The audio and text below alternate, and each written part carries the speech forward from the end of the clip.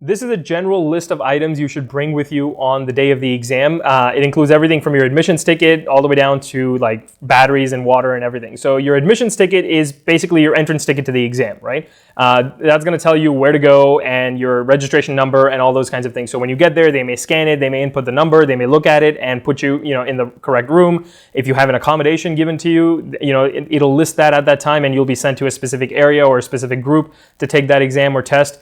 So you don't want to forget your admissions ticket. Print out at least a couple of copies of it, and you hold on to one and keep one in your binder.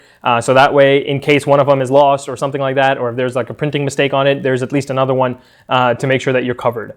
Number 2, pencils. Again, very important. I always recommend that students bring a few different pencils, not just one, because you want to bring number 2 pencils that are the ones that you enjoy writing with. So like if you usually use a mechanical pencil, bring a mechanical pencil. But I would also recommend that you bring a couple of at least 2 to 3 wooden pencils with you. And that's just because I've heard from students that there are some test proctors that don't allow students to use mechanical pencils. I'm not sure what the reasoning is because number 2 lead is available for just about every pencil that you can imagine. But for some reason, I've heard stories that there are some proctors who just don't allow mechanical pencils whatsoever. Again, I don't know what that reasoning is, but I've heard that from a lot of students that take the exam. So you want to bring a couple of wooden pencils with you, just number 2. Ticonderoga is a great brand. Again, not sponsored or anything, but Ticonderoga is a great brand. They write really well and it's easy to sharpen them. Just keep that in mind, right? You want to make sure you bring at least a backup with you.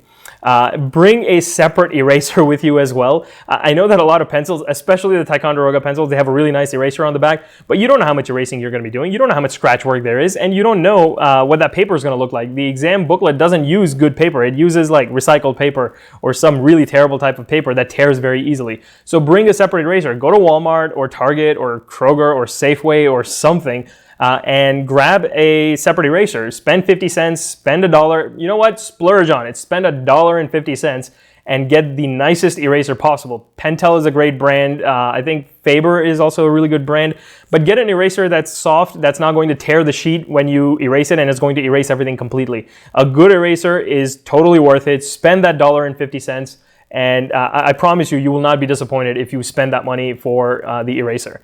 Bring 2 different types of photo ID. You want to bring your school photo ID if possible, and you also want to bring your driver's license or like your normal photo ID if possible. If you don't have a driver's license yet or just a regular photo ID, a passport will work. A passport card might also work, but just check the admissions ticket. It might even tell you what kind of photo ID that you need to bring. What kind of photo ID you might need to bring with you. So check online, check on your College Board account, and make sure you understand exactly what kind of identification you need to bring with you.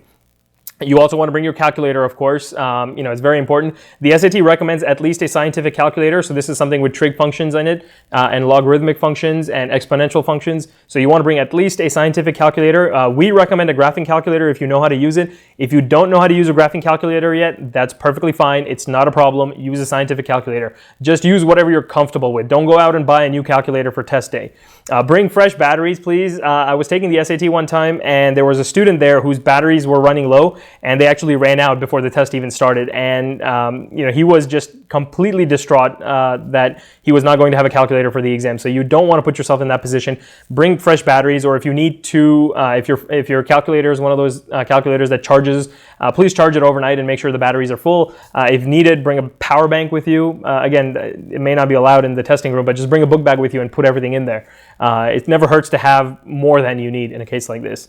Also bring water. Bring a reusable water bottle that you can fill up on the way to the exam, or something that you can refill again with a water fountain or something like that on the day of the exam.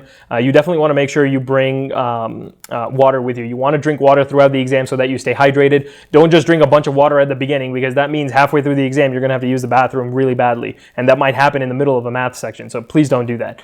You want to stay hydrated throughout the exam, and whenever there's a break, go use the restroom and empty your bladder, for lack of a better phrasing. But you want to make sure you drink water throughout. You want to stay hydrated, and you want to keep yourself fresh and ready to go. Sometimes if you're just really focused on a problem, it really helps to take a drink of water if it's allowed. If not, then just make sure you drink between each section to make sure that you stay hydrated throughout the exam. A snack is also very important. We always recommend something, something salty and something sweet. So bring like a small bag of chips with you, like Doritos or Cheetos or Lay's or something like that, and bring something sugary because you don't know what you're going to end up craving, halfway through the test. Sometimes you get a craving for a granola bar or something. I would just recommend that you don't bring anything that crumbles or makes a lot of noise. So a bag of chips may be good like at the beginning, but it might crumble and fall all over the place. There's certain granola bars that just like crumble and it's just crumbs everywhere. Just don't do that. You might get in trouble for making a mess. So bring like a nice soft chewy granola bar or maybe like a candy bar with you in case you feel like you want something sweet. You just don't know what you're going to crave that time or what your body needs at that time. So listen to your body. It'll tell you if you want something sweet or something salty. Just bring a variety of snacks with you, and that way at least you won't have to be hungry throughout the test because you are going to be in there for 4.5 hours or 3.5 to 4.5 hours. So you just don't want to put yourself in a position where you go hungry and you're taking the exam or writing the essay on an empty stomach.